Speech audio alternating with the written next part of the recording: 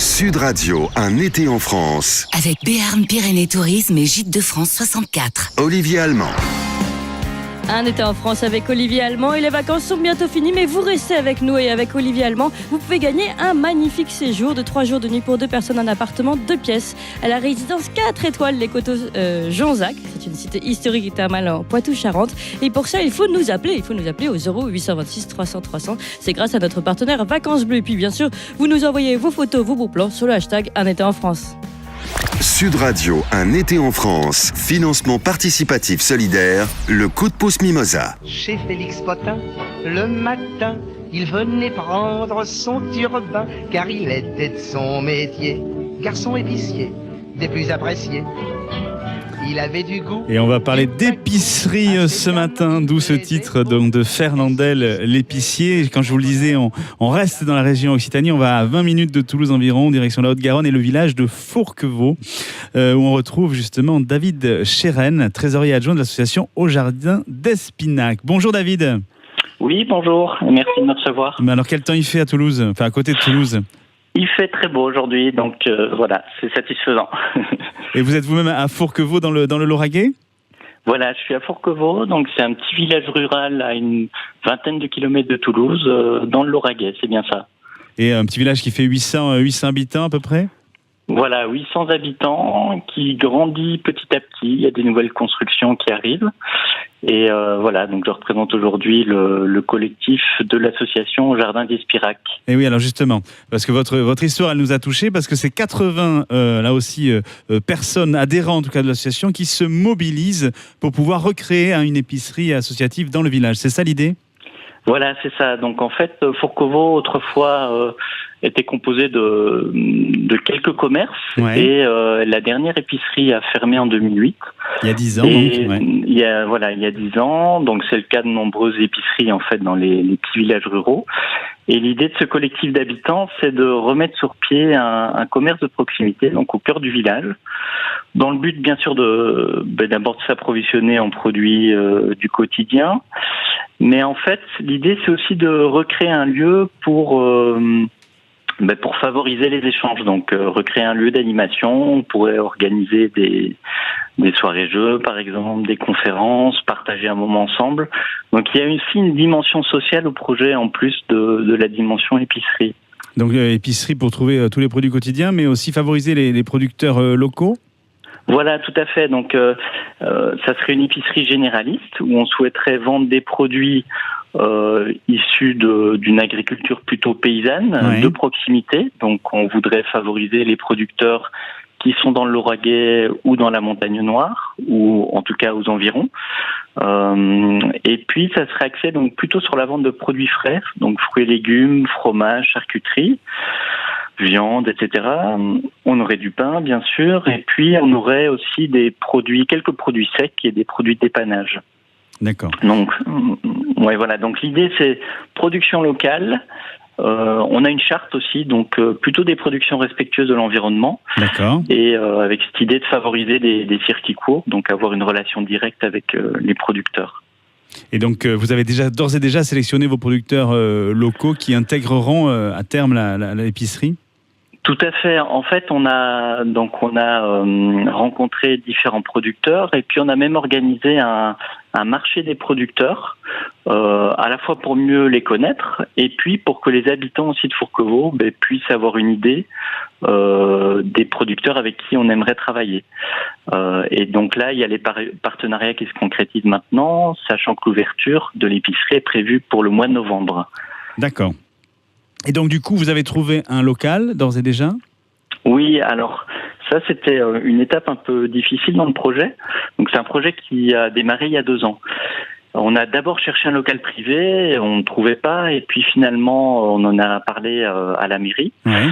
Et on a eu un gros soutien de la mairie de Fourquevaux, puisque l'équipe municipale a décidé de soutenir la démarche et puis de nous mettre à disposition un local municipal. D'accord. Donc un local qui fait à peu près 80 mètres carrés, donc c'est une bonne surface pour l'épicerie. Et en plus, la mairie a entrepris des travaux de rénovation Donc on a, ça a mis un petit peu de temps pour effectuer ces travaux, mais donc on a un local tout neuf là qui nous a été remis ici début de l'été. Donc vous avez un local de 80 mètres carrés neuf, aux normes, parce que c'est important aussi. Tout à fait, il est aux normes pour accueillir aussi les personnes à mobilité réduite, accueillir du public. Donc voilà, tout ça a été fait dans les règles de l'art, effectivement. Et donc du coup maintenant, il vous reste l'aménagement du magasin à financer, et c'est là effectivement vous faites appel au financement participatif, c'est ça ? Tout à fait. Donc en fait, la mairie nous a remis cette coquille vide, complètement rénovée, et donc maintenant on doit aménager le local. Et donc on a cherché différents financements à droite à gauche, et donc il nous reste une dernière enveloppe à obtenir pour vraiment pouvoir ouvrir l'épicerie en novembre. Et donc c'est pour ça qu'on a fait appel à Mimosa pour lancer le financement participatif. Donc il vous manque combien ? Alors, il nous manque 6 500 €. Ça, c'est l'objectif de la campagne. Okay. Et il nous reste à obtenir 700 €. Donc, environ 10% en fait de l'objectif. Et la campagne s'arrête dans 6 jours. Voilà, donc j'en profite d'ailleurs pour remercier déjà tous les contributeurs qui nous ont soutenus jusqu'ici. Donc il nous reste 6 jours. Mais on va aller chercher ces 700 €. Je vous garantis qu'on va aller le faire avec les auditeurs de Sud Radio, notamment ceux de la région Occitanie, vont se mobiliser. Ces 6 500 €, ils servent à financer quoi concrètement ? Alors, donc, c'est pour aménager l'épicerie, et en fait, on a besoin de différents équipements, et ces 6 500 € vont servir à acheter un comptoir réfrigéré pour mettre les produits frais au sein de l'épicerie. On a besoin aussi d'une armoire bitempérature pour le stockage des produits frais, donc fruits et légumes, etc., une fois que le magasin est fermé. Et puis, on a besoin aussi d'acheter une caisse enregistreuse. Voilà, donc ça, c'est les 3 équipements prévus pour ce budget-là. Alors justement, pour les 700 € qui vous manquent et que vous demandez aujourd'hui aux auditeurs de Sud Radio, évidemment, ce sont des dons contre contrepartie. Donc justement, quelle contrepartie vous proposez à nos auditeurs ? Alors, on a souhaité proposer des contreparties pour faire découvrir le lieu, et puis village, pour le village, l'épicerie, et faire découvrir aussi les produits de nos producteurs. Donc en fait, ça dépend un petit peu du montant du don. Mais l'idée, c'est ça va de passer un moment avec nous à l'épicerie autour d'un café, par exemple. On offre aussi un sac tabac pour mettre les différents produits achetés. Il y a des bières artisanales qui sont proposées d'un producteur voisin.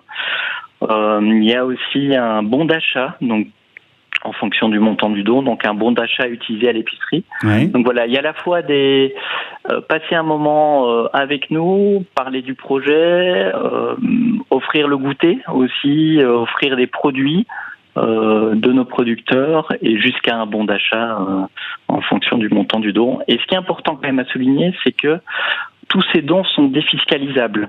Donc en fait, on est reconnu d'intérêt général, notre association, par les services fiscaux, et donc les dons sont déduisibles des impôts à hauteur de 66% pour les particuliers et 60% pour les entreprises. Pour les entreprises aussi. Ouais, ça c'est important aussi de le préciser. Voilà.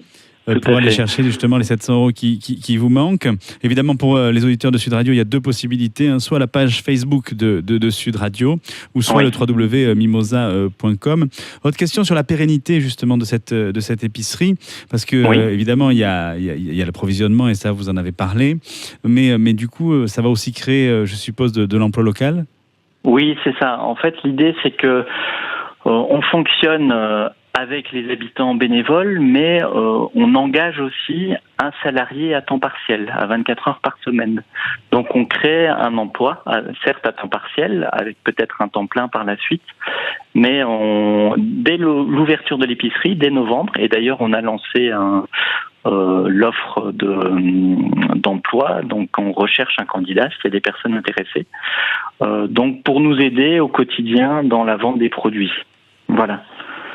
Écoutez, en tout cas, c'est un projet qui nous tient à cœur, parce que tout ce qui est redynamiser les centres bourgs, des petits villages, recréer du lien social, en tout cas, et donner du sens aussi à son acte d'achat en favorisant les producteurs locaux, c'est vraiment tout ce qu'on veut soutenir ici dans cette émission Elle était en France. Merci beaucoup David Chéren d'avoir été avec nous ce matin. Merci à Mimosa aussi. Et vraiment bon courage et on croise les doigts, mais on est tout à fait confiants en tout cas pour votre épicerie du petit village de Fourquevaux. Sud Radio, un été en France. Olivier Allemand.